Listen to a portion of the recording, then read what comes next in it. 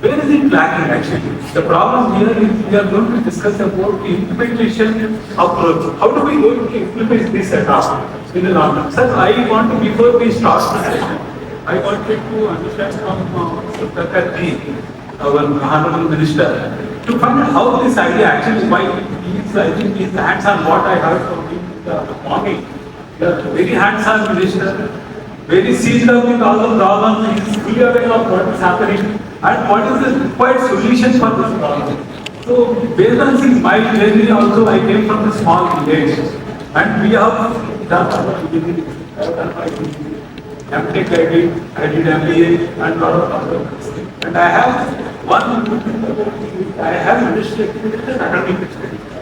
So, I have established this is our going through this, and you also journey you have done the federal state and MTech also, I think, MBS also you have done. So what is your experience? What is the activity and how this framework idea has come into existence? Good evening to one and all. So I think I'm a dentist by profession, so being a dentist and I've done my post-graduation and I was attached to two educational institutions. So I worked in one institution for about 5 years and another institution for another 5 years. So with a dental background, I felt that see, dentistry and even medical side, medical field also, we have theoretical knowledge gained as well as simultaneously we work whether it is a clinical side or a non-clinical side, whether we come into dentistry, first we try to learn the material science and then we work on the dummy models, we work and then we move on to working on the patients and that's all. Once we graduate, we are ready to come and practice on our own. So this is what this experience of mine as a dentist. Probably as I took over as a Minister for Higher Education. So when I was looking at the global scenario, the employability, the percentage of employability, and I was the moment I was being briefed about the department, I asked them like, how is the curriculum? Is it being revised on a regular basis? Is it dynamic? How is it happening? So then I realized that I think we need to we make our graduates industry ready. This is what one thing I stuck me. From that day, we have been working on how to have a synergy between the industry academia synergy is what one thing aspect we were looking at. So we kept on looking at various options of how to take it forward. And then I tried to analyze the gap, what we have. First of all, as a government, we need to first put our house in order. So I had to look at our government institutions. So the government institutions, the situation like what I have assessed, I was like not happy with the way things have been happening and probably needed immediate intervention.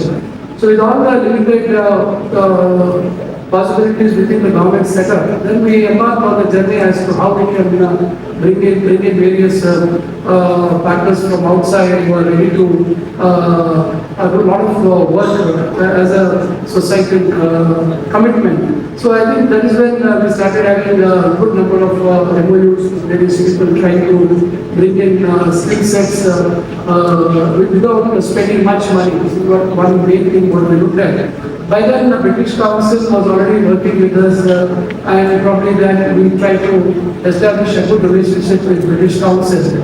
And we got to know about many programs and we tried to implement. So finally, like when it came to technical education, again we thought of how to skill technical graduates and what is the industry demand and what is that required.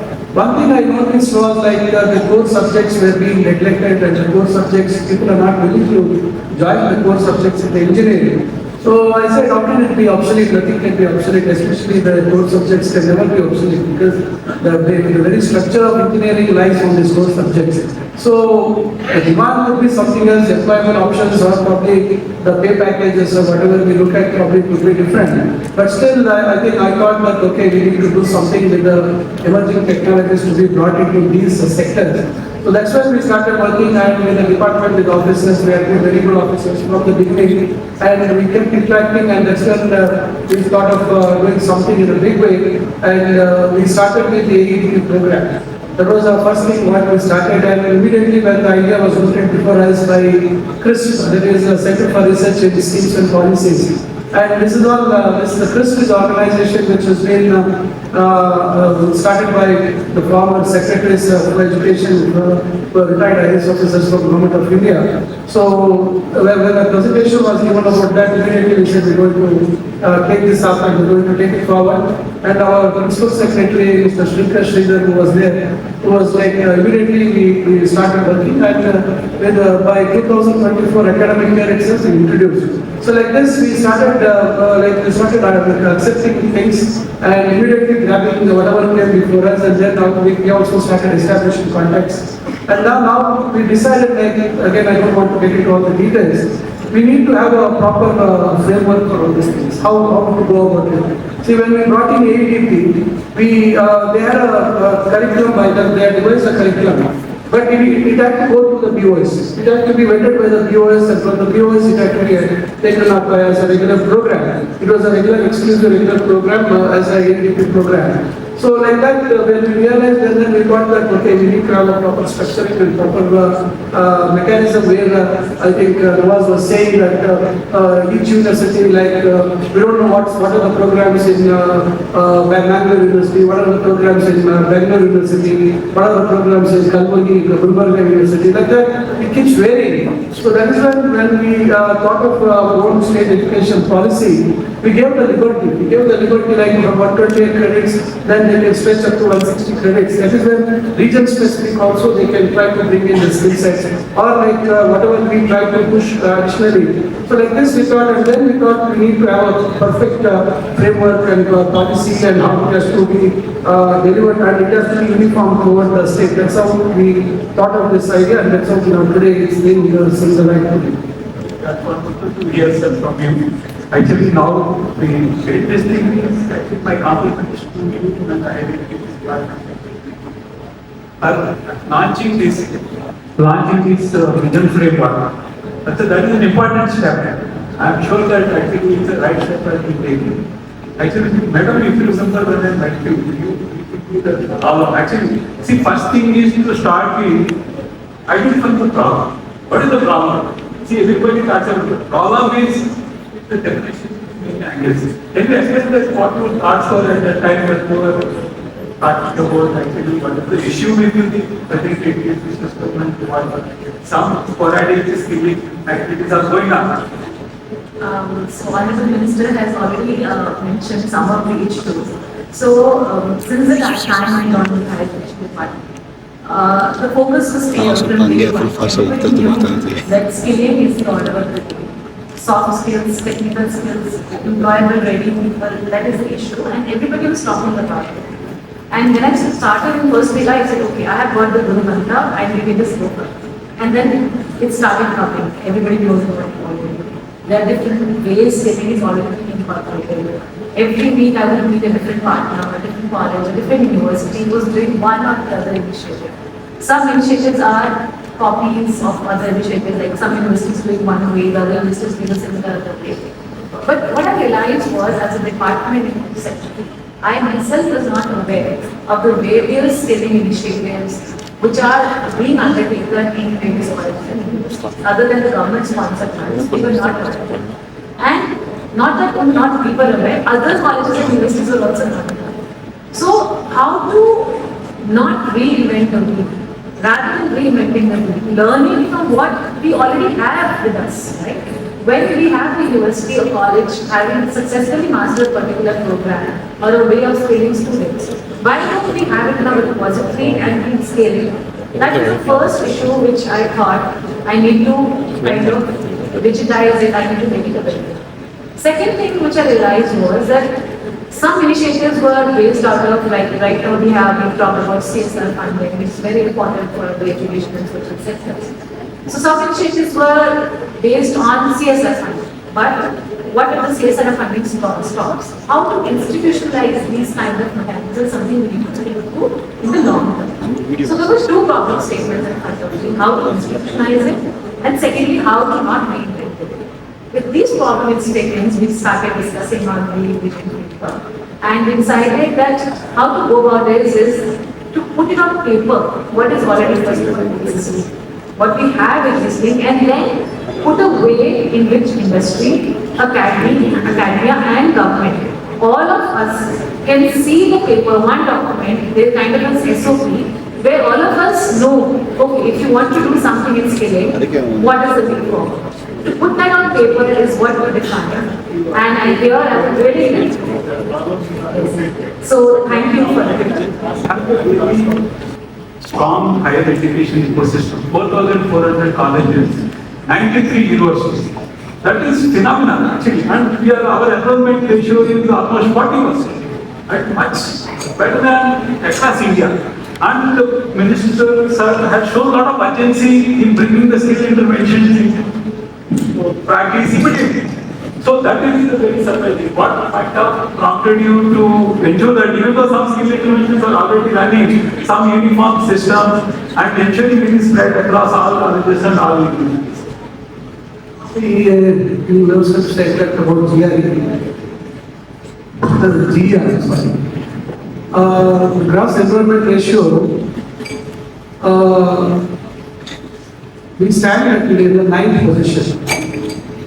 Probably 9th or 10th, and we are at 39.6%. The Niti Aayog, the assessment of the density of higher education institutions in the country, the national average is 30. And Karnataka stands at 66. With such a huge density of higher education institutions, that is number of institutions per lakh, assessed like that. When such a huge density of higher education institutions, but our class enrollment ratio only stands at 39.6. Tamil Nadu is standing at number 1, is the leading in the country. But there the higher education density is much lesser compared to us. So that was being the case, and you know, Karnataka had been in the forefront of establishing professional colleges. Probably the foresight was like more than 100 years ago. We had probably encouraged private entities to start professional colleges. So entire country used to look before, like look towards Karnataka. When I joined for my professional course, throughout the country, students used to come, and it was a common phenomenon like that everybody used to come to Karnataka. Karnataka was the destination for higher education. In spite of being such a leader in this higher education ecosystem, why is the class enrollment ratio less? So this is what was haunting me. That is when we decided that, okay, now the industry requirement is what? Skilling. Skilling is out of the day, as our secretary said. So I think we decided that I think this is where we need to make a beginning. Rather, people have already made a beginning, not that we are making a beginning, but we need to scale up. We need to scale up in a big way so that all the institutions will adapt a system where they give more emphasis for skilling, and skilling will be the only answer for the necessity or the requirement of the industry, or probably people to turn out to be entrepreneurs of themselves or being employers or whatever we try to focus on them. So this is what made us to think in this direction, and we try to assess the gap. The gap between, like, see, there are very reputed, highly reputed engineering colleges in Karnataka, especially in Bangalore. When the counseling process starts by our department, Karnataka Examination Authority, how the preferences goes. When you look at the preferences, so you see none of them will be opting for a government college or anything. They will be selecting only few colleges, and when people come to us also to seeking for some sort of a recommendation to join for an engineering college, they only talk about a handful of engineering colleges. So that's when I decided, like, we need to study the gap. What is the gap? So like this, we try to analyze things and then decided, okay, we need to do something. and we need to take it up in a big way and probably scale it up, because initially we start with a small way and then probably we need to add more. And as you have said that industry also has to join hands with us. If without industry's support, without the industry's inputs, I don't think we can try to make any skilling, because I'm not the one who is, I'm a dentist by profession, right? Because it is a very vast thing, like when you look at various courses, like you can't believe that so many can exist and so many things can be done, or probably we can think of all the options there before us, because when we join the professional courses, we have very few options before us. Now we have plenty of options. Then when we think that, okay, there's so many options before us and how best we can make our students industry ready or public job ready. So this is what made us to go in the, think in this line, and that's what we are trying to do.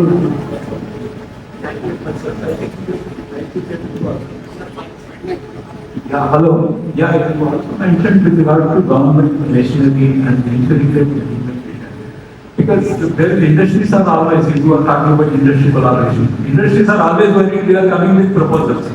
But unfortunately, the proposal takes so long to implement. That is where the problem is coming. So how are we going to remove this rat race from the bureaucracy? And because we also get secretary madam maybe there this time and after 1 year she may be transferred to some other thing. There is no continuity, even the ministry is also changed. So in such scenarios, what do you think that is the solution in this? See, with all the activism what we have in our system, I think still we have made a lot of strides in various fields. It is just how you make a beginning, how to try to bring in a system in place. Once you try to bring in a system in place, whether I am there in the position, whether Pushpa madam is there or somebody else is there, I think once you set the bar moving in a particular way, I think that will be taken. Probably sometimes it could be delayed a little bit, but I don't think it could be deviated, because everybody is thinking in that line. When the thought process is similar, probably okay, they might try to have different options a little bit here and there, but the entire thing cannot be changed. So that's how the policies are made. That's how we are trying to bring in a policy where it is all structured and we want to put it in place so that even somebody else comes also, there could be minor deviations from that. Otherwise, major things cannot. They won't be doing. I believe in the political leadership as well as even the bureaucracy, and they're all administrators and they know how to take it forward. Probably the approach would be different. Otherwise, I don't think it could be derailed in any stage in the days to come. Madam, you would like to add anything to this? So, like sir said, first of all, ministers and bureaucracy is meant to be actually ever evolving as well as carry on the work which has been started. Now, if you start thinking that an individual can actually bring in and then when the individual goes, the system also goes, that's where we fall back, and that's where we never make officer-centric or politician-centric philosophies or policies. What we do is we make systems in place. That's what we're trying to do with this framework also. Like we said, that there are initiatives which are there everywhere, but how to make them, how to institutionalize them, that is why this framework has come. And putting systems in place is something which we all should do. And I'm very fortunate to say that Karnataka is blessed with a very reform-oriented bureaucracy as well as thank you. The framework is the starting point. At least we institute so that we go to the system of skill interventions in higher education. I'd just like to just add one more thing. We've kept the document also a dynamic and ever-evolving document. So we keep saying that our courses, our skilling subjects and all the courses, skilling pathways should be dynamic. So how can our document not be dynamic? So we are all here to learn today. We are learning from the feedback which is being given today and tomorrow.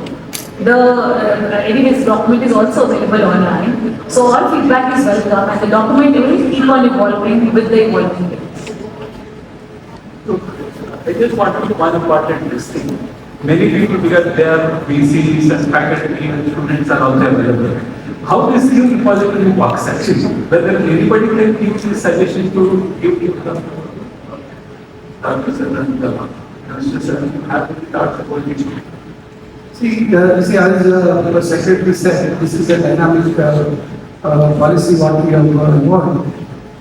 See, now ideas keep cropping up, like ideas keep coming. We are looking for that. That's how we have made our Karnataka State Higher Education Council as a main instructor agency to, because we direct a lot of things, we give directions to the universities, to our Higher Education Council. So council is the one which will evaluate things and probably then take it forward. So we are open. We are open for a lot of newer ideas, a lot of newer thoughts.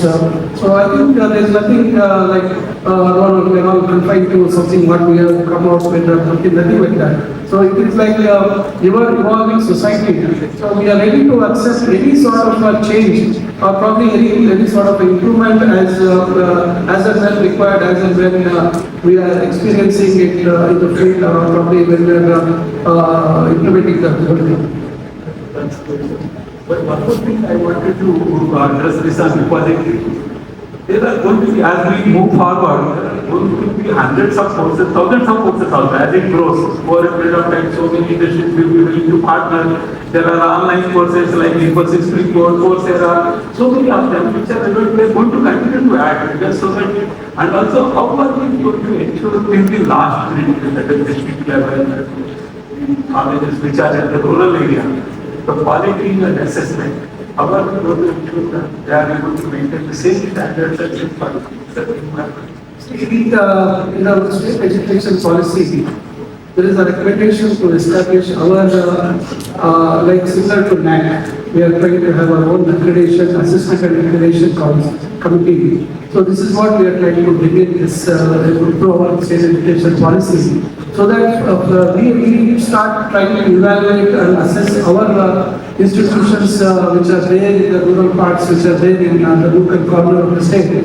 So this is what we are trying to, this is another attempt what we are doing. Because whenever that committee comes, then there is a sort of a preparation going on. But we don't want to do that. Like we want to keep our institutions and heads of the institutions to be on their toes so that they're ready to face our own assessment. So based on that, probably our policies or probably our funding or probably whatever the gaps are there, probably that also will guide the government to see that okay, these are the necessary things we need to do. If at all our institutions have to excel or probably we have to get a good grade in the NAC assessment. So like that, we are trying to work on various aspects how to see that this is a uniform standard maintained toward the state.